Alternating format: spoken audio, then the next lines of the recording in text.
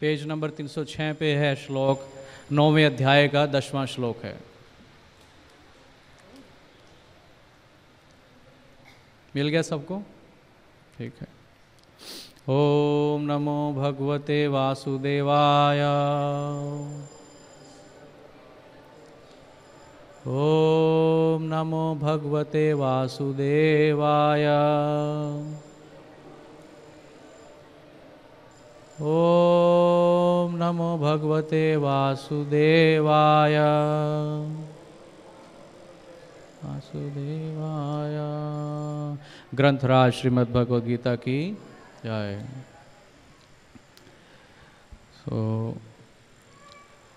श्लोक है, बहुत महत्वपूर्ण श्लोक है।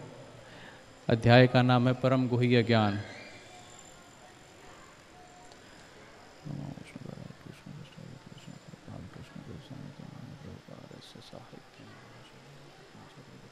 ओम अज्ञानतिमिरन्धस्य ज्ञानाञ्जनशलाकया चक्षुरुन्मीलितं येन तस्मै श्री गुरुवे नमः।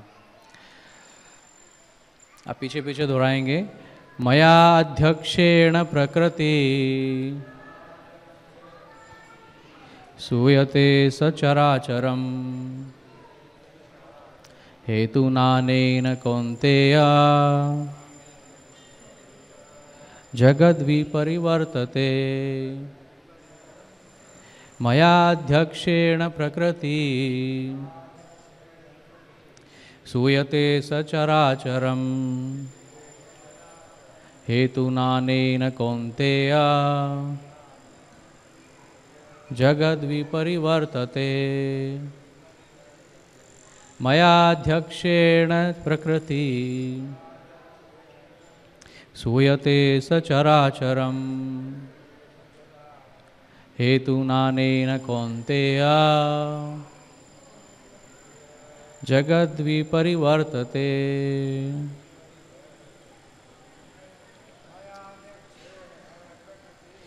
मयाध्यक्षेण प्रकृति सूयते सचराचरम् हेतुनानेन कौन्तेय जगद्विपरिवर्तते। आप में से कोई बोलना चाहे? मयाध्यक्षेण प्रकृति सूयते सचराचरम् हेतुनानेन कौन्तेय जगद्विपरिवर्तते। और कोई?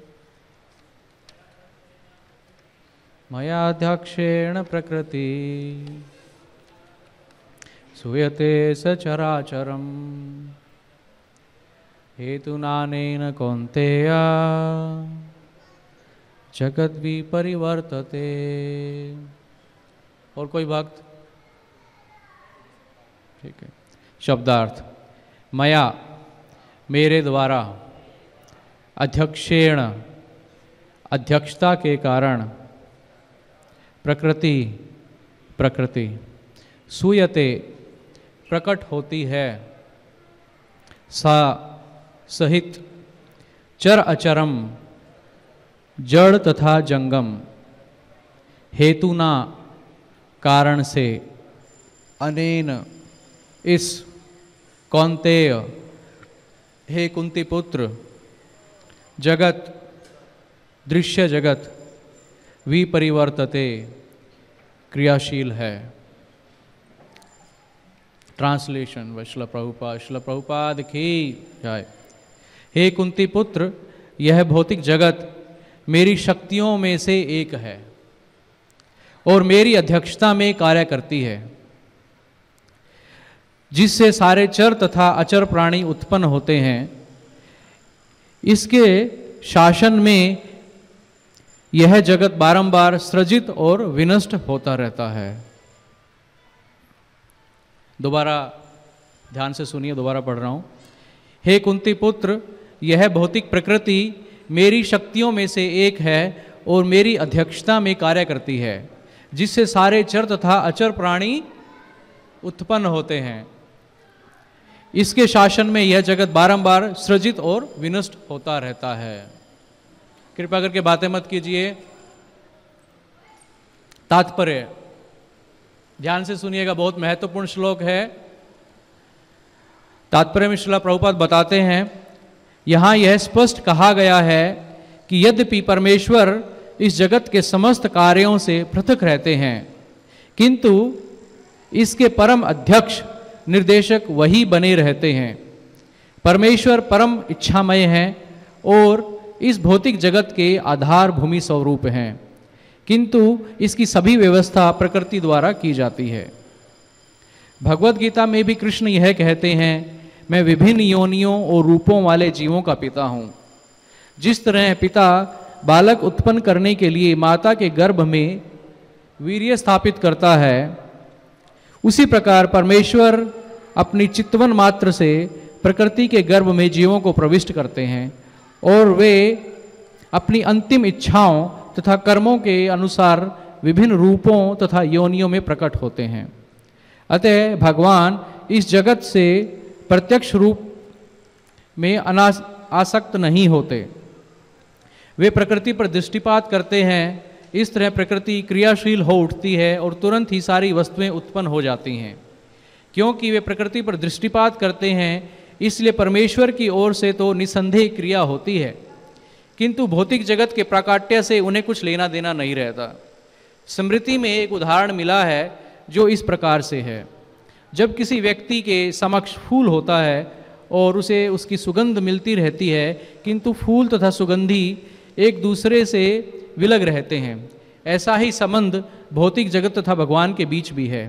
वस्तुतः भगवान को इस जगत से कोई प्रयोजन नहीं रहता, किंतु वे ही इसे अपने दृष्टिपात से उत्पन्न करते तथा व्यवस्थित करते हैं। सारांश के रूप में हम कह सकते हैं कि परमेश्वर की अध्यक्षता के बिना प्रकृति कुछ भी नहीं कर सकती, तो भी भगवान समस्त कार्यों से पृथक रहते हैं। तो ये जो श्लोक है भगवद गीता का, बहुत महत्वपूर्ण श्लोक है।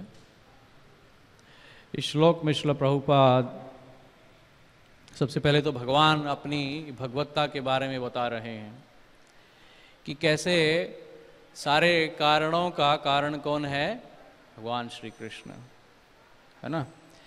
कि प्रकृति एक कारण हो सकती है ना, इमीडिएट कॉज, लेकिन जो सबसे प्रमुख जो कारण है, एफिशिएंट, जिसको बोलते हैं निमित्त या एफिशिएंट, एक उपादान कारण होता है और एक निमित्त, है ना। तो जो ultimate cause of all causes, सर्व कारण कारणम, वो भगवान कृष्ण है, जिनकी अध्यक्षता में, अब यहाँ पे जो वर्ड आया है अध्यक्षता, ये बड़ा महत्वपूर्ण वर्ड है। इसका अगर आप संस्कृत में इसका मीनिंग देखना चाहोगे तो इसका मतलब है अधि अक्षता, अधि अक्ष, अधि मतलब नीचे, अक्ष मतलब आंखों के नीचे, जिसकी आंखों के नीचे जो कार्य होता है उसको अध्यक्ष बोलते हैं, अध्यक्षता। तो भगवान की अध्यक्षता में क्या है, ये प्रकृति, भौतिक प्रकृति क्या करती है, कार्य करती है। भगवान बोलते हैं मया अध्यक्षेण प्रकृति, मेरी अध्यक्षता में ये प्रकृति कार्य करती है। और उससे क्या होता है, सुचराचरम, सूयते स चराचरम, ये जो मूविंग और नॉन मूविंग एंटिटी जो है ये प्रकट होते हैं। कैसे, प्रकृति के द्वारा। और प्रकृति किनके कारणों, किसकी वजह से होती है, भगवान की अध्यक्षता में कार्य करती है। ये महत्वपूर्ण है। बातें मत कीजिए।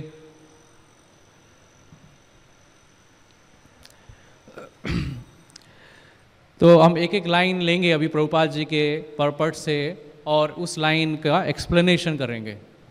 तो बहुत ही महत्वपूर्ण है। ये श्लोक जो है सिद्ध करता है कि भगवान हैं, पहली चीज़।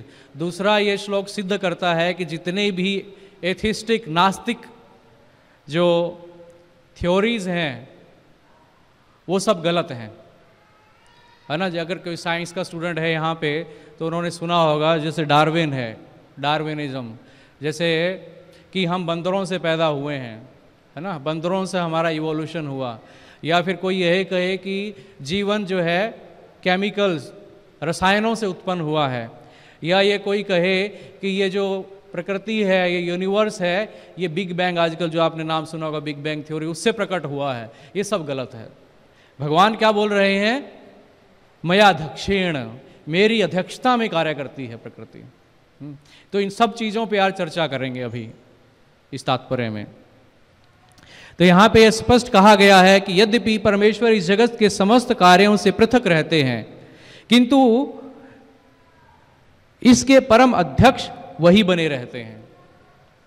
परमेश्वर परम इच्छामय हैं और इस भौतिक जगत के आधार भूमि स्वरूप हैं, किंतु इसकी सभी व्यवस्था प्रकृति द्वारा की जाती है। बहुत महत्वपूर्ण है। पिछले श्लोक में भगवान ने 9वें श्लोक में अगर आप जाएंगे, 9वें श्लोक में तात्पर्य, 9वें श्लोक के ट्रांसलेशन में भगवान ये बोलते हैं कि हे धनंजय, ये सारे कर्म मुझे नहीं बांध सकते, मैं उदासीन की भांति इन सारे भौतिक कर्मों में से सदैव विरक्त रहता हूँ। उदासीनवत वर्ड आया था यहाँ पे संस्कृत में, उदासीनवत, कि जैसे राजा है, राजा पूरे देश को संभालता है, ठीक बात है। कैसे संभालता है? क्या खुद भागता है? नहीं, उसकी शक्तियां क्या है? मिनिस्टर्स, और मिनिस्टर्स के नीचे सब मिनिस्टर्स, है ना, वो सब लोग जो है उसकी इच्छा के अनुसार कार्य करते हैं। हालांकि राजा जो है एक जगह बैठा है, ठीक है। तो एक तरीके से उदासीनवत। तो इस ट्रांसलेशन में अगर 9वें श्लोक के ट्रांसलेशन में अगर हम पढ़ेंगे तो ब्रह्म संहिता में श्लोक प्रभुपाद उद्धृत कर रहे हैं 5वें अध्याय का 6वां श्लोक। तो इसमें जो प्रभुपाद बताते हैं कि हालांकि भगवान उदासीनवत हैं, लेकिन वो उदासीनवत इस भौतिक प्रकृति के अगर संपर्क की बात करें तो उदासीनवत हैं, लेकिन अपने धाम में गोलोक वृंदावन में उदासीनवत नहीं है। He is actively involved. किस चीज में लगे हुए हैं? अपने स्पिरिचुअल ब्लिसफुल एक्टिविटीज में, भक्तों के साथ अपने प्रेममय संबंध में, अपनी लीलाओं में जो है लगे हुए हैं। लेकिन भौतिक जगत के संसर्ग की बात करें तो उदासीनवत हैं, क्योंकि भौतिक जगत का कार्य कौन संभालती हैं? उनकी शक्तियां भौतिक जगत के कार्य को संभालती हैं। इसलिए श्रील भक्तिविनोद ठाकुर जो है आमनाय सूत्र, श्रील भक्तिविनोद ठाकुर ने लिखा, आमनाय सूत्र के 3रे सूत्र में भक्तिविनोद ठाकुर जी कहते हैं नित्यम अचिंत्य शक्तिकम, कि जो भगवान की जो शक्तियां हैं, he has inconceivable potencies eternally, शाश्वत रूप से भगवान की अचिंत्य शक्तियां हैं। मायावादी लोग क्या बोलते हैं? मायावादी सिद्धांत जो प्रस्तुत करते हैं बोलते हैं कि भगवान की कोई शक्ति नहीं है, भगवान का कोई रूप नहीं है, भगवान का कोई आकार नहीं है। ये सब गलत है। भगवान के कोई गुण नहीं है, ये सब गलत है। कहीं भी ऐसा नहीं है किसी भी शास्त्र में जहाँ ऐसा लिखा गया हो कि भगवान की कोई शक्तियाँ नहीं हैं। भगवान जो है अपनी ही शक्तियों से जो है कार्य करते हैं। उपनिषदों में लिखा है न तस्य कारणम च विद्यते, कि उनके लिए कोई कार्य नहीं है, तो वो कैसे कार्य करते हैं? अपनी शक्तियों के द्वारा कार्य करते हैं। और कहाँ लिखा है तस्य शक्ति विविध है श्रूयते, उनकी शक्तियां विविध हैं, विविध शक्ति। तो अपनी शक्तियों के द्वारा जो है भगवान कार्य करते हैं। और उनकी शक्ति क्या है? ये प्रकृति एक उनकी शक्ति है। ऐसे असंख्य शक्तियां हैं जिनमें से 3 मुख्य भागों में बांटा गया भगवान की शक्तियों को। अंतरंगा शक्ति, उनकी अंतरंग शक्ति, जैसे कि श्रीमती राधा रानी, और बाकी जो है उनके गोलोक वृंदावन में उनके जो संगी साथी, उनके माँ बाप, सब अंतरंगा शक्ति में आते हैं। उसी तरीके से बहिरंगा शक्ति ये भौतिक जगत, और तटस्था शक्ति जीवात्माएं। तो ये 3 तरीके की जो है मेनली भगवान की शक्तियां हैं। तो ये जो भौतिक जगत है ये किस में आता है? बहिरंगा शक्ति में। तो लेकिन आध्यात्मिक जगत में भगवान उदासीन मत नहीं रहते हैं। आध्यात्मिक जगत में वो शाश्वत तरीके से जो है इज एंजॉयिंग विद हिज पार्षद। तो अगर हम देखें, इसमें आगे पढ़ें श्लोक में, भगवत गीता में भी कृष्ण यह कहते हैं, मैं विभिन्न योनियों और रूपों वाले जीवों का पिता हूं। अहम बीज प्रदा पिता, भगवान बोलते हैं भगवत गीता में। अब हमारी साइंस ये बोलती है, यहाँ साइंस का स्टूडेंट है, कितने साइंस लोग, कितने साइंस के स्टूडेंट हैं इधर? 1, चलो 2, फिर भी 9वीं 10वीं में हम पढ़ते हैं और उसका बड़ा प्रभाव है, और उस प्रभाव की वजह से हम मानते हैं कि भगवान नहीं है ना। तो भगवान भगवत गीता में क्या बोलते हैं, अहम बीज प्रद पिता, कि मैं बीज देने वाला पिता हूं, है ना।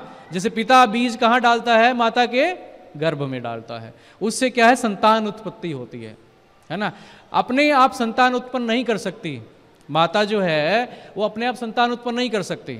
संतान उत्पन्न करने के लिए पुरुष की, पिता की आवश्यकता होती है। उसी तरीके से भगवान भगवत गीता में बोलते हैं अहम बीज प्रदा पिता, और इसी तरीके से इस श्लोक में भी भगवान बोलते हैं कि मेरी अध्यक्षता में ये प्रकृति कार्य करती है और सारे चर तथा अचर प्राणी क्या होते हैं, उत्पन्न होते हैं। अब हमारी साइंस क्या बोलती है कि ये चर और अचर प्राणी कैसे उत्पन्न हुए, बताइए क्या बोलती है, कि जो जीवन है कैसे उत्पन्न हुआ, केमिकल से उत्पन्न हुआ। रसायनों ने आपस में कुछ क्रियाएं की और उससे जो है जीवन उत्पन्न हो गया, और जीवन उत्पन्न होने के बाद फिर वो इवोल्व होता गया, फिर उससे धीरे धीरे धीरे धीरे जो है बंदर, बंदरों से हम लोग आए। आपने पढ़ा है ना 9वीं 10वीं की क्लास में, नहीं पढ़ा, पढ़ा ही नहीं पढ़ा कि हम बंदरों से उत्पन्न हुए हैं। कितने लोग मानते हैं, पढ़ा है, मानते हैं नहीं मानते हैं? प्रभुपाद बोलते थे कि जो है, जो लोग बोलते हैं हाँ उनके हो सकते हैं कि पूर्वज बंदर नहीं हो, लेकिन हमारे पूर्वज तो महान आचार्य, महान जो है योगी और संत जन थे, लाइक ब्रह्मा जी। हमारे पूर्वज ब्रह्मा जी थे। जो लोग बोलते हैं कि उनके पूर्वज बंदर थे, तो हो सकता है कि उनके हों, हमारे नहीं थे लेकिन और वो थ्योरीज भी गलत हैं, उसका कोई प्रूफ नहीं है। आज के अगर भौतिक जगत में भी अगर आप सारी थ्योरीज को उनके सारे देखेंगे तो कोई प्रूफ नहीं है कि वो सही है। तो लेकिन ये पढ़ाया जा रहा है। 9वीं क्लास की किताब में देखेंगे, एनसीईआरटी की किताब में, तो आप पाएंगे कि वहां पे जो है ये समझाया जा रहा है बच्चों को कि हमारे पूर्वज कौन है, बंदर हैं।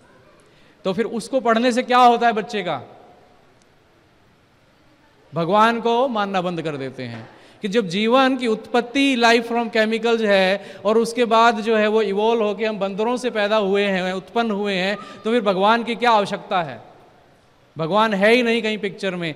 तो फिर वो नास्तिक बन जाते हैं, और नास्तिक बन जाएंगे तो उसके बाद क्या करेंगे, फिर जो है अलग अलग तरीके के गलत कार्यों में लगते हैं, प्रवृत्त होते हैं, क्योंकि डर तो है नहीं किसी का, धर्म का कुछ, धर्म से कोई लेना देना नहीं रहा, क्योंकि भगवान को नकार दिया, शास्त्रों को नकार दिया, तो धर्म को भी नकार दिया। धर्म को नकार दिया तो अब किसी भी तरीके से हम रहें, कैसे भी रहें, कौन हमें कह सकता है। तो अल्टीमेटली जो थ्योरीज हमें पढ़ाई जाती हैं भौतिक जगत में, हमारे जो बुक्स में है, बहुत डेंजरस है, बहुत डेंजरस है। तो आगे इसमें चलते हैं। तो भगवत गीता में भी श्री कृष्ण कहते हैं कि ये मैं विभिन्न योनियों तथा रूपों वाले जीवों का पिता हूं। जिस तरह पिता बालक उत्पन्न करने के लिए माता के गर्भ में वीर्य स्थापित करता है, उसी प्रकार परमेश्वर अपनी चितवन, चितवन मतलब ग्लांस, देखने मात्र से प्रकृति के गर्भ में जीवों को प्रविष्ट करते हैं, और वे अपनी अंतिम इच्छाओं तथा कर्मों के अनुसार विभिन्न रूपों तथा योनियों में प्रकट होते हैं। अतः भगवान इस जगत से प्रत्यक्ष रूप में आसक्त नहीं होते। अब देखिए कितनी महत्वपूर्ण यहाँ पे बात बताई गई है। अगर कोई समझना चाहे साइंटिफिक तरीके से, तो यहाँ पे क्या बताया गया है कि भगवान कैसे, जीव कैसे प्रकट होता है। जब भौतिक प्रकृति के ऊपर महाविष्णु ग्लांस करते हैं, सिर्फ देखते हैं, तो उनके देखने मात्र से जो है जीवात्माएं, उस प्रधान, जिसको प्रधान बोलते हैं, जीवात्माएं जब उसमें मटीरियल नेचर के साथ संसर्ग में आती हैं तो वो महत्त्व बनता है, और उसके बाद बाकी इंद्रियां जो हैं आगे बनती हैं। इस तरीके से हमारे वेद शास्त्रों में जो है बताया गया है कि कैसे जीवन उत्पन्न हुआ है। जीवन जो है केमिकल से उत्पन्न नहीं हुआ है, रसायनों से उत्पन्न नहीं हुआ है जीवन। एक बार जो है श्रील प्रभुपाद जी के शिष्य श्रील भक्ति स्वरूप दामोदर गोस्वामी महाराज, जो कि भक्ति वेदांत इंस्टीट्यूट इस्कॉन का जो साइंटिफिक विंग है उसके अध्यक्ष हैं, डायरेक्टर थे, उन्होंने एक साइंटिस्ट से पूछा। वो साइंटिस्ट कौन थे? जिन्होंने इस थ्योरी का प्रतिपादन किया था। क्या थ्योरी? कि जो जीवन है रसायनों से उत्पन्न हुआ है। 1953 में आपने याद होगा यूरे मिलर एक्सपेरिमेंट हुआ था, जिसमें उन्होंने केमिकल्स के अंदर कार्बन, हाइड्रोजन, ऑक्सीजन, नाइट्रोजन, उसके अंदर इलेक्ट्रिक डिस्चार्ज पास किया और उससे फिर कुछ एमिनो एसिड्स बन गए और एमिनो एसिड से फिर उन्होंने सोचा प्रोटीन बन जाएंगे, डीएनए, फिर आरएनए, फिर सेल बन जाएगी, सेल से फिर और जीव आत्माएं कोशिका बनेगी, कोशिका फिर बढ़ती जाएगी, इस तरीके से जीवन आगे बढ़ जाएगा। तो ऐसा उन्होंने सोचा। तो श्रील भक्ति स्वरूप दामोदर महाराज ने, बहुत बड़ी सभा हो रही थी साइंटिस्टों की, उसमें पूछा वैज्ञानिकों से, उनसे पूछा डायरेक्ट, अगर मैं आपको ये सारे जो आप बता रहे हो सारी चीज़ें मैं आपको दे दूं, केमिकल्स, डीएनए, आरएनए, सेल, वे, तो क्या कोशिका, तो आप क्या बना सकते हैं जीवन? तो उन्होंने क्या कहा कि ये मैं नहीं जानता। अगर आप नहीं जानते तो फिर आपने जो है इस थ्योरी का प्रतिपादन किया कि जीवन जो है रसायनों से उत्पन्न हुआ और इस जीवन का, इस जगत का अहित किया। इसलिए ये बहुत महत्वपूर्ण है इन चीज़ों को समझाना और अपने बच्चों को भी समझाएं कि इस जीवन का, इस जगत का कारण कौन है? कौन है इस जगत का कारण? भगवान। तो इसमें आगे चलते हैं। तो इस तरीके से जो भगवान है, कृष्ण, भगवान कृष्ण इस भौतिक प्रकृति को डायरेक्ट करते हैं, है ना। भौतिक प्रकृति जो है, क्योंकि जड़ प्रकृति है, जैसे अगर कोई कहे, जैसे कोई छोटा बच्चा देखता है, अगर चाबी भर दें हम लोग, जैसे टॉयज में, जैसे बच्चों के खिलौने होते हैं ना, उसमें चाबी भर के छोड़ दें, तो बच्चा क्या सोचेगा कि वो जो खिलौना है क्या है, अपने आप चल रहा है। लेकिन चाबी किसने भरी? उसके माता पिता ने चाबी भरी। इसी तरीके से अगर हम देखें कि ये भौतिक प्रकृति अपने आप, कोई कहे अपने आप चल रही है ना, ये सूर्य अपने आप उदय हो जाता है, अपने आप अस्त हो जाता है, ये तारे जो, ये फर्मामेंट है, ये एस्टेब्लिश है, ये ऐसे ही है और ऐसे ही, है ना, अपने आप हो गया ये। इसके लिए साइंटिस्ट क्या बोलते हैं, कैसे बना यूनिवर्स? बिग बैंग हो गया, एक बहुत बड़ा विस्फोट हुआ और उस विस्फोट से जो है सारे ग्रह और ये जो गैलेक्सीज और ये इतना बड़ा ब्रह्मांड जो है प्रकट हुआ। अब उनसे पूछे क्या आपने क्या देखा, क्या आप कर सकते हैं? वो हम नहीं कर सकते। तो प्रभुपाद बोलते थे ये तो उस तरीके से होगा जैसे पोस्ट डेटेड चेक होता है ना, कि आपको 2050 में ये चेक एनकैश करवा लेना, लीजिए, उसकी कोई वैल्यू है? कोई वैल्यू नहीं है ना। तो इसलिए वो थ्योरीज गलत हैं, उसमें कोई वैल्यू नहीं है। भगवान बोलते हैं भगवत गीता के 15वें अध्याय में, गामा अवश्य भूतानि, की ये जो प्लैनेट्स हैं ये कैसे चल रहे हैं? मेरी शक्ति से चल रहे हैं, मेरे द्वारा चल रहे हैं। भगवान बोलते हैं कि ये जो सूर्य प्रकाश क्यों दे रहा है, चंद्रमा प्रकाश क्यों दे रहा है? मेरे डर की वजह से दे रहा है। अपने आप कुछ नहीं होता, अपने आप लोग बोलते हैं बाय चांस जो है विस्फोट हुआ, विस्फोट होने से क्या ऑर्गेनाइजेशन इतना सुंदर ब्रह्मांड बन सकता है? आप उनसे पूछिए, अगर उनके घर में विस्फोट कर दें तो घर विनाश हो जाएगा या घर और अच्छा सुंदर बन जाएगा? क्या होगा? विनाश हो जाएगा ना, सुंदर तो नहीं होगा। तो बड़े बड़े महान महान वैज्ञानिक, इस धरती के जो महान वैज्ञानिक, स्टीफन हॉकिंग, आइंस्टीन और ये सब लोग जो हैं बोलते हैं कि बिग बैंग हुआ था, है ना, बिग बैंग हुआ, विस्फोट हुआ और उससे क्या हुआ? ये ब्रह्मांड बना, है ना। कोई और बड़े बड़े साइंटिस्ट बोलते हैं कि जो है हम एप से प्रकट हुए, बंदरों से बने, कुछ और बोलते हैं हम केमिकल से, और जो है जनता को जो है, भोली जनता को जिनको ज़्यादा पता नहीं है उनको वो जो है बरगलाते हैं और इससे वो लोग बेचारे मानते हैं कि हाँ ये साइंटिस्ट ने, इसने जो बोल दिया है, ये इतना महान वैज्ञानिक है तो ये सच है, इसलिए शास्त्र हमारे झूठे हैं, है ना, और वो नास्तिक हो जाते हैं फिर लोग।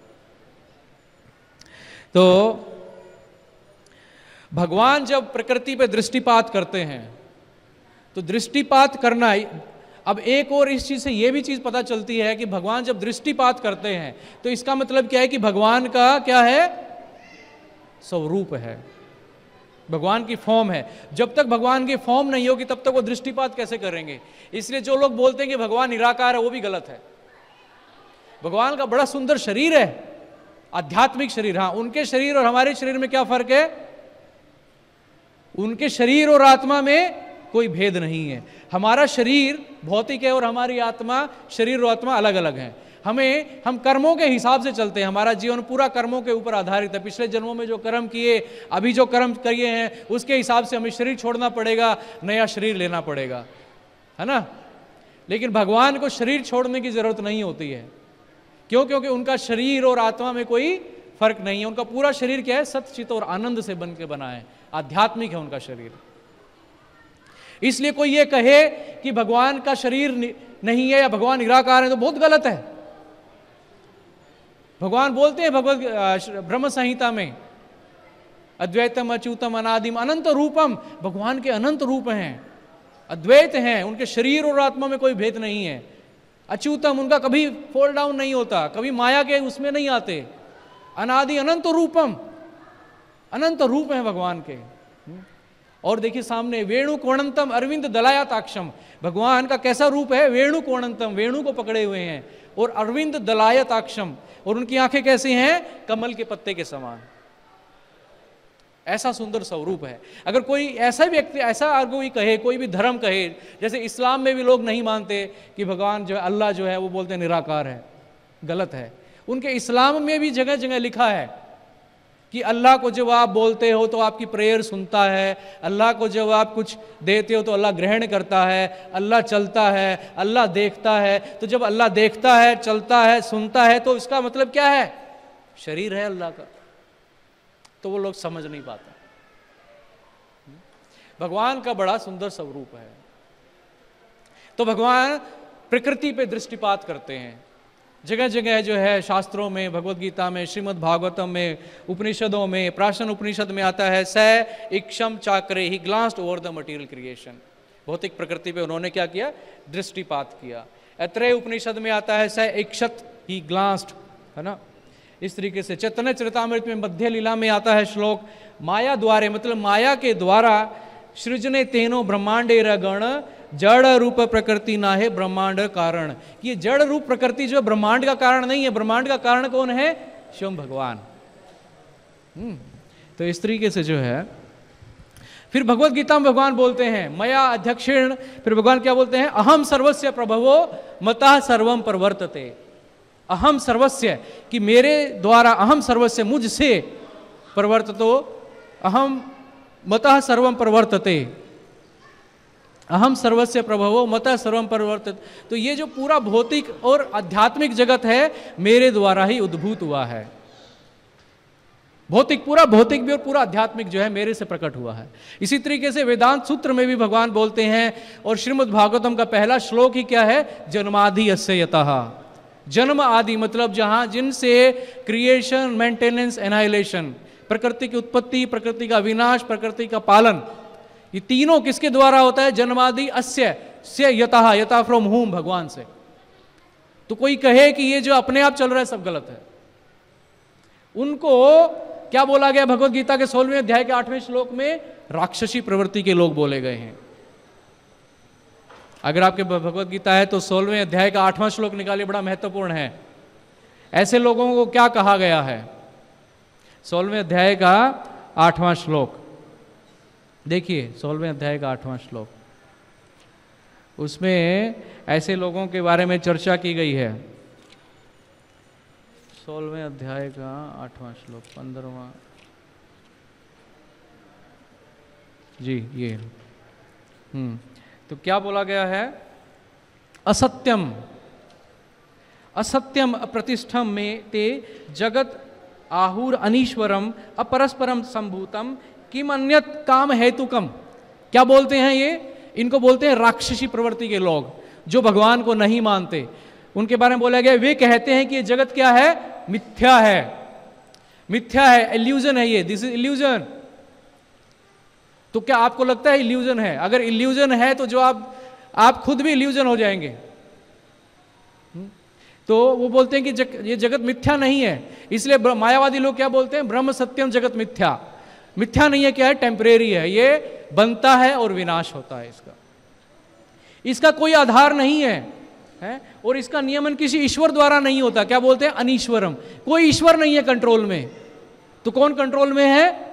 उनका कहना है कि यह कामेच्छा से उत्पन्न होता है, काम के द्वारा उत्पन्न होता है, लस्ट के द्वारा, और काम के अतिरिक्त कोई अन्य कारण नहीं है।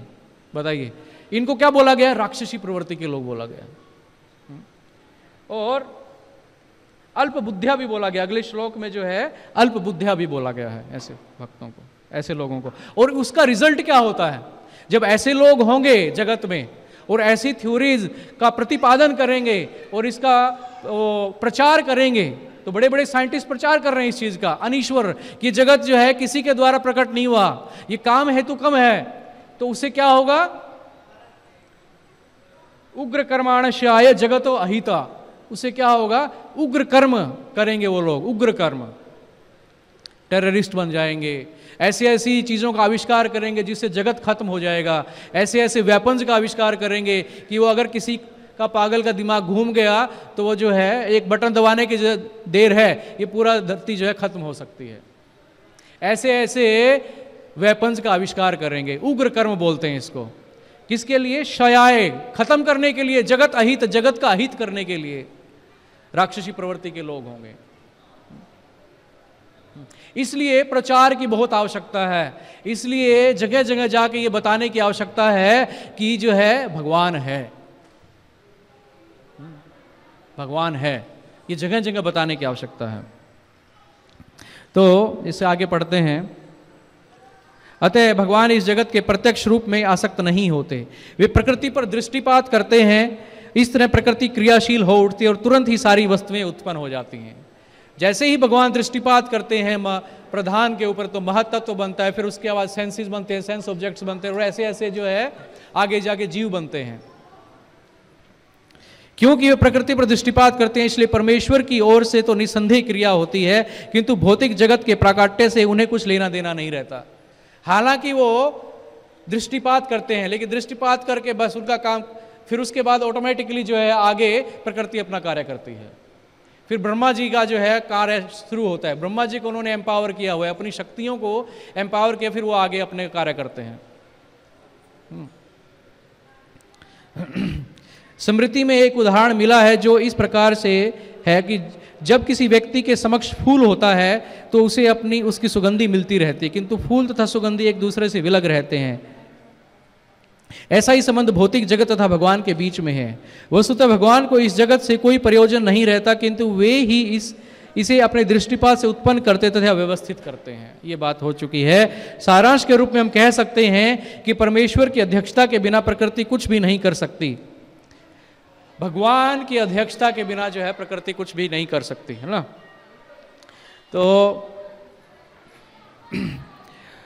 तो भी भगवान समस्त कार्यों से पृथक रहते हैं। ये भगवान का जो है कार्य, जो भगवान का कार्य क्या है कि वो एक उदासीनवत होके जो है प्रकृति को शुरू कर। अच्छा, प्रकृति क्यों बनती है? प्रकृति का भगवान को जरूरत क्या है बनाने की? प्रकृति क्यों बनाते हैं बताइए। कई बार लोग बोलते हैं कि भगवान देखो आप कितने, अगर भगवान आप इतने ही दयालु हो तो फिर आप जो है इतनी सारी, एक तो हमें भेज दिया यहाँ पे, क्यों पैदा किया, और इतना जो दुख दे रहे हो भौतिक जगत में भेज के, आप इसका मतलब आप दयालु नहीं है। क्रिश्चियनिटी में बड़ी दिक्कत आती है, बाइबल में इसका उत्तर नहीं है, बाइबल में इसका उत्तर नहीं है। तो इसलिए एक बार एक क्रिश्चियन पादरी, उसकी एक छोटी सी बेटी, उसके सामने उसकी छोटी सी बेटी की किसी ने गोली मार के हत्या कर दी। बहुत ही सुंदर उसकी बेटी थी। तो उस पादरी ने पूछा, फिर उसके दिमाग में प्रश्न उठा कि मेरी बेटी की हत्या हुई और इसी छोटी सी, इसने आज तक कोई गलत काम नहीं किया, ऐसा क्यों हुआ? हम बोलते हैं कि भगवान जो है, गॉड इज ऑल मर्सीफुल। अगर भगवान दयालु है तो फिर इसकी क्यों हत्या हुई है? या फिर ऐसा हो कि भगवान दयालु नहीं है, भगवान के ऊपर भी कोई और है जो भगवान के हो किसी भी ऊपर है, जिसने जो है, चाहे हो सकता है कि भगवान दयालु हो, तो भगवान से भी ऊपर कोई शैतान है जो कि मेरी बेटी को जिसने मार दिया। तो ही गॉट कंफ्यूज्ड। अल्टीमेटली जो है उसने छोड़ दिया क्रिश्चियनिटी। तो क्रिश्चियनिटी में आंसर ही नहीं है इसका, लेकिन हमारे वैदिक शास्त्रों में उत्तर मिलता है कि क्यों भौतिक प्रकृति को बनाया गया, किस लिए भौतिक प्रकृति जो है, क्या कारण है भौतिक प्रकृति का। तो सबसे बड़ा कारण क्या है? जीव की इच्छा। हम लोगों की इच्छा, जो हम आज यहां बैठे हैं या जितने भी लोग इस धरती पे हैं, जीवात्माएं, उन्होंने इच्छा की कि भगवान जैसा आप एंजॉय करते हैं, भगवान से ईर्ष्या की कि हम भी जो है ऐसे ही एंजॉय करना चाहते हैं। We want to become like you, हम भी भगवान बनना चाहते हैं। तो फिर भगवान ने कहा कि यहाँ आप नहीं कर सकते, आपके लिए हम अलग से घर बनाएंगे, वहाँ आप पूरी कोशिश कीजिए भगवान बनने की। इसलिए हम इस जगत में जिस दिन से आते हैं और जब तक हमें समझ में नहीं आ जाता कि हम भगवान नहीं हैं, हम भगवान बनने की कोशिश करते हैं। हम चाहते हैं कि सारी चीज़ें हमारी इच्छा के अनुसार हों। हम प्रकृति को, जैसे भगवान बोलते हैं मया अध्यक्षण प्रकृति, हम चाहते हैं कि भगवान की अध्यक्षता में नहीं, मेरी अध्यक्षता में प्रकृति कार्य करे, इसलिए उग्र कर्म करते हैं। तो यहां से ये पैदा होता है। तो क्या कारण है कि हम यहां पे आए? हमारी ईर्ष्या की वजह से। और ईर्ष्या को कैसे हटाया जा सकता है? अब हमने गलती की है भगवान से ईर्ष्या करके, तो उसका उल्टा क्या है? कैसे पहुंचे दोबारा भगवान के पास? भगवान से प्रेम करके, भगवान से प्रेम करना पड़ेगा, है ना। अगर आप कि घर में आप कोई नाराज हो जाता है, आप किसी से नाराज हो जाते हो, तो उसको कैसे खुश करते हो?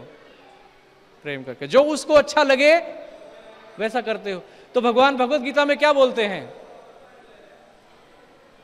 मन मना भव मद भक्तो मद याजी माम नमस्कुरु, कि मन मना भव, मन में मेरे बारे में सोचो, मेरा विचार करो, भव मद भक्तो, मेरे भक्त बनो, मद याजी माम नमस्कुरु, मुझे ऑफर करो, मुझे नमस्कार करो, मेरे भक्त बनो। ये भगवान चाहते हैं हमसे।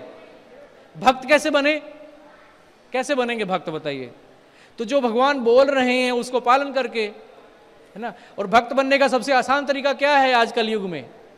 हरेर नाम हरेर नाम हरेर नाम एव केवलम कलौ नास्तेव नास्तेव नास्तेव गतिरन्यथा, कि हरि का नाम हरि का नाम हरि का नाम केवलम 3 बार बोला गया है 3 बार, कि आप केवल हरि का नाम, हरे कृष्ण महामंत्र का जप करके जो है भगवान की भक्ति आप आरंभ कीजिए। यही शुरुआत है और यही अंत है, हरे कृष्ण महामंत्र। तो आप जितने भी भक्त यहाँ बैठे हैं, जो भी हरे कृष्ण महामंत्र का जप नहीं करते हैं, आज से ही शुरू कीजिए। सिर्फ 3 ही अक्षर, इसमें 16 अक्षरों में 3 हैं, हरे राम और कृष्ण।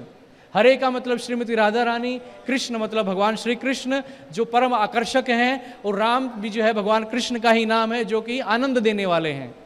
तो जब हरे कृष्ण महामंत्र जी का उच्चारण करते हैं, उसका मतलब क्या है कि हे श्रीमती राधा रानी, हे Krishna, please engage me in your service, loving devotional service, आप मुझे अपनी प्रेममयी सेवा में लगाएं। तो ऐसा भगवान से प्रार्थना करें, है? और शास्त्रों का अध्ययन करें, भगवत गीता यथारूप का अध्ययन करें, और भक्तों का संग करें। 4 चीजें हैं बस भक्ति शुरू करने के लिए, बहुत ही आसान है। उसको बोलते हैं ABCD ऑफ भक्ति। क्या है? A का मतलब एसोसिएशन, भक्तों का संग करें।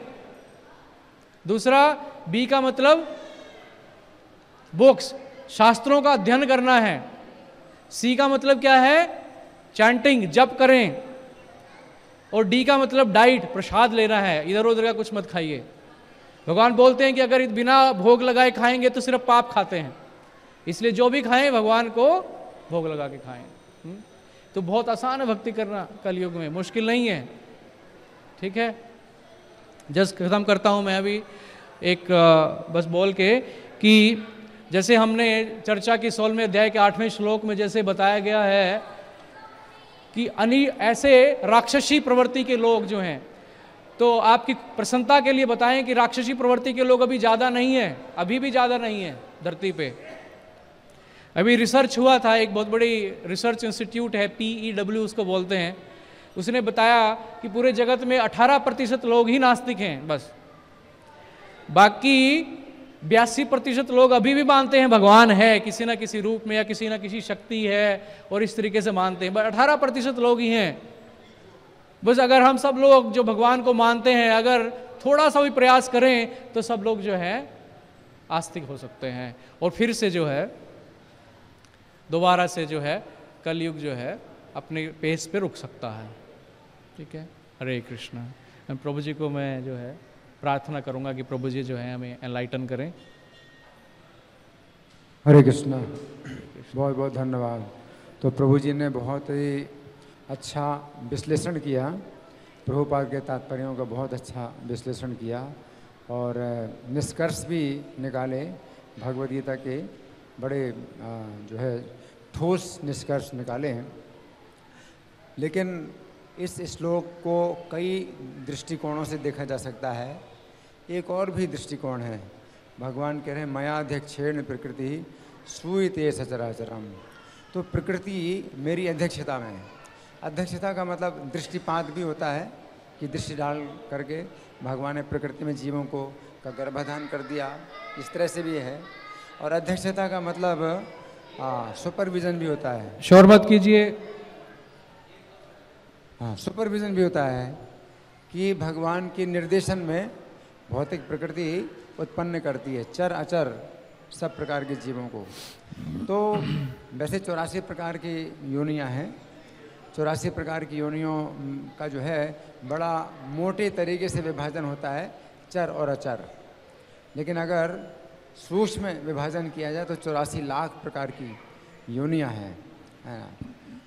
तो ये 84 लाख प्रकार की योनियाँ भौतिक प्रकृति उत्पन्न करती है।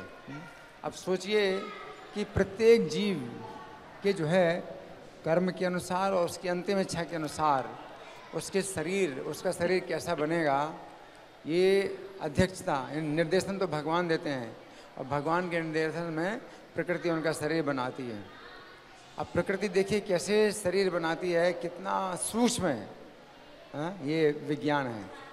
भौतिक प्रकृति शरीर बनाती है। जब गर्भाधान होता है माता के गर्भ में तो कलल बनता है, फिर मटर के दाने का जैसा आकार बनता है, उसके बाद फिर सिर बनता है, फिर कैसे शरीर के सब अंग बनते हैं।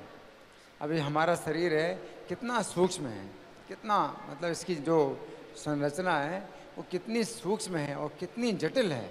अब सोचिए। तो ये प्रकृति जो है भगवान की अध्यक्षता में, भगवान के निर्देशन में प्रत्येक जीव का शरीर बनाती है और उसके कर्मों के अनुसार बनाती है। सोचिए। तो हमारे शरीर में जो है रोएं भी जो है निश्चित संख्या के हैं। कितना है? 3.5 करोड़ रोएं हैं। हमारे शरीर में नाड़ियाँ भी जो है 3.5 करोड़ हैं। कुछ दिखाई पड़ती हैं, कुछ नहीं दिखाई पड़ती हैं।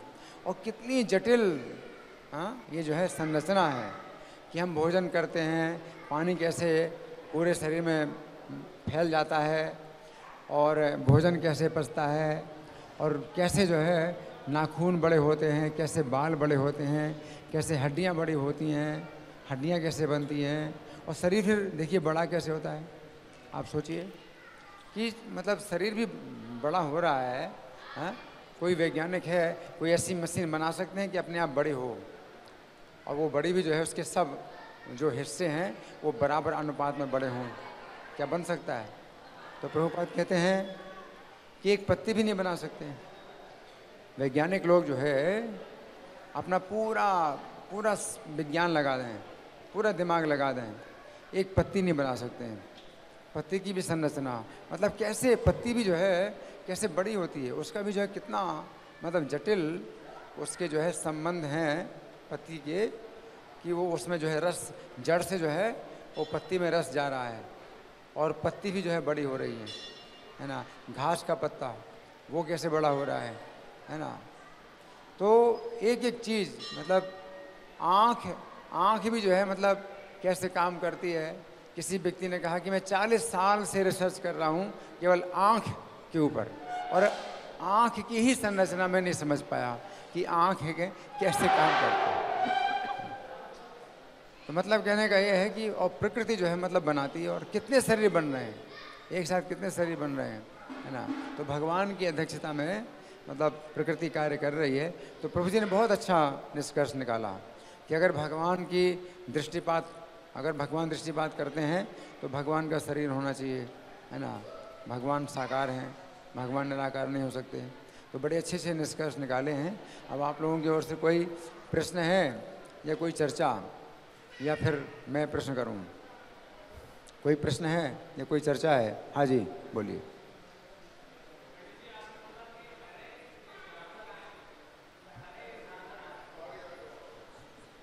लो ये माइक ले लो।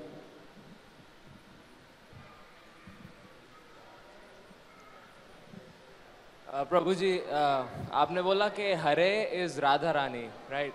मैं एक प्रभुपदा की बुक पढ़ रहा था, मुझे बुक का नाम याद नहीं है, बट बुक में प्रभुपदा ने एक्सप्लेन किया था कि जैसे ये मटेरियल एनर्जी माया है, उसी तरीके से स्पिरिचुअल एनर्जी को हरे बोलते हैं। हाँ। तो अभी मैं थोड़ा सा कंफ्यूज हो गया हूँ कि हरे इज राधा रानी और हरे इज द स्पिरिचुअल एनर्जी। सो आप प्लीज एक्सप्लेन कर दीजिए थोड़ा सा।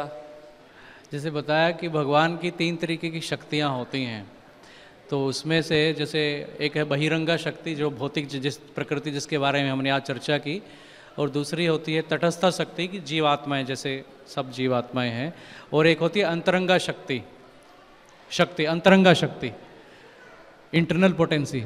उस अंतरंगा शक्ति का मूर्तिमान स्वरूप हैं श्रीमती राधा रानी, और उनको बोलते हैं हरे।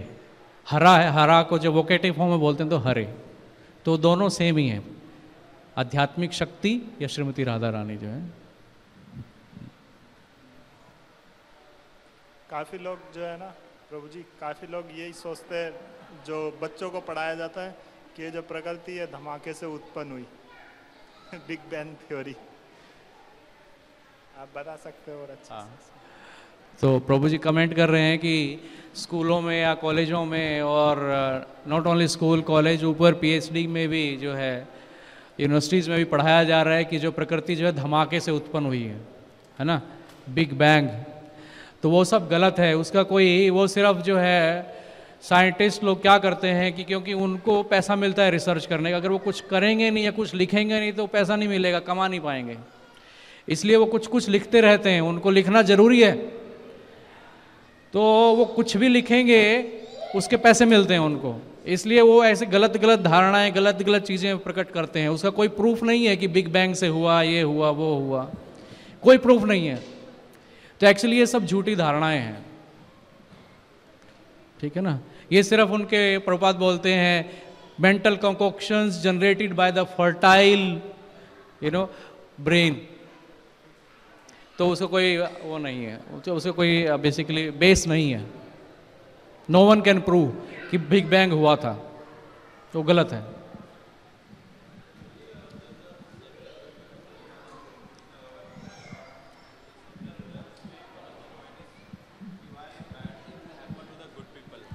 एक बार जैसे नोटिस पे लिखा हुआ एक सेमिनार हो रहा है, 5-6 पॉइंट लिखे हुए हैं उसमें, और एक one of the point is कि why bad thing happen to the good people. तो इसके बारे में कुछ बताएंगे जरा? अब बता देंगे तो उनका प्रोग्राम खराब हो जाएगा। आप रजिस्ट्रेशन करवाइए, वहीं अटेंड कीजिए। Just in short, just 1 or 2 lines. आपने रजिस्ट्रेशन करवाया? Just come today. आप रजिस्ट्रेशन जरूर करवा लेना, आपको बता देते हैं। ठीक है। अच्छे लोगों के साथ बुरा क्यों होता है? प्रभु जी पूछ रहे हैं कि अच्छे लोगों के साथ बुरा क्यों होता है। आपको लगता है अच्छे लोगों के साथ बुरा होता है? कितने लोग मानते हैं? तो अभी जैसे हमने एक्सप्लेन किया ना कि जैसे क्रिश्चियन लोग एक्सप्लेन नहीं कर पाते इस चीज़ को, अच्छे लोगों के साथ बुरा। एग्जाम्पल भी दिया आपको, पादरी की बेटी की हत्या हो गई, वो बता नहीं पाया, है ना। लेकिन एक्चुअली आप इस जीवन को सिर्फ इतना ही मत देखिए, आपके पिछले करोड़ों जन्म हो चुके हैं, उस करोड़ों जन्मों में आपने क्या क्या किया वो आप भूल चुके हैं। लेकिन जो चीज़ की कर दी है आपने, उसका फल भोगना पड़ता है। तो कुछ कर्म ऐसे होते हैं जिनका फल इमीडिएटली मिल जाएगा आपको। आपने किसी को स्लैप किया, उसने भी आपको स्लैप कर दिया, खत्म हो गया। कुछ कर्मों के फल आपको जो है 1 महीने बाद मिलेंगे, 1 साल बाद मिलेंगे, 10 साल। आज किसी ने चोरी की, 10 साल बाद पकड़ा गया। कुछ कर्मों के फल ऐसे होते हैं जो अगले जन्म तक जाते हैं, हजारों हजारों जन्मों तक चले जाते हैं। उसको भोगने के लिए आपको जन्म लेना पड़ता है। तो इसलिए आज किसी इस जीवन में सब कुछ अच्छा किया उसने, लेकिन आज उस जीवन में कुछ बुरा हो गया, तो उसका कौन से कर्मों का फल है? लेकिन है वो अपने पिछले कर्मों का फल। जैसे धृतराष्ट्र पूछते हैं कि मेरे 100 पुत्रों का वध क्यों हुआ, तो उसको बताते हैं, है ना, कि आपने अपने पिछले जन्मों में 50 जन्मों में कुछ कि आपने चिड़िया के कुछ अंडों को जो है फोड़ दिया था शिकार करते वक्त, और एक पुत्र पैदा होने में कई पायस एक्टिविटीज करनी पड़ती है, इसलिए आपका इतने जन्मों का टाइम लगा 100 पुत्र पैदा होने में आपका एक, तो इसलिए आपको उसका फल आज भोगना पड़ रहा है। इसी तरीके से भीष्म पितामह पूछते हैं कि मुझे शैया पे क्यों लौटना पड़ा, तो उनके बारे में बताते हैं कि आपने यह शिकार करते समय एक सर्प को उठा के ऐसे फेंक दिया था और वो सर्प जो है कांटों के ऊपर फेंका था, तो जैसे कांटे उसको चुभे उसी तरीके से आपको आज। तो जय श्री राधा पार्थसारथी गौरता, इसी तरह लक्ष्मण मान की जय। तो हमारे साथ जो कुछ भी होता है हमारे कर्मों का फल होता है। इसलिए ऐसा कभी नहीं होता कि अच्छे लोगों से बुरा क्यों होता है या बुरे लोगों से अच्छा, तो कर्मों का फल भोगना पड़ता है। ठीक है, हरे कृष्ण। श्रील प्रभुपाद की जय।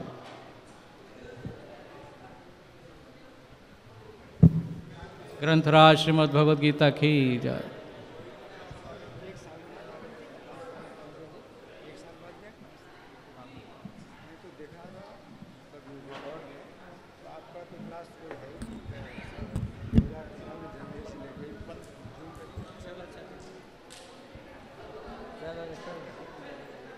तू अपना काम कर, पकड़। अच्छा, गगन, गगन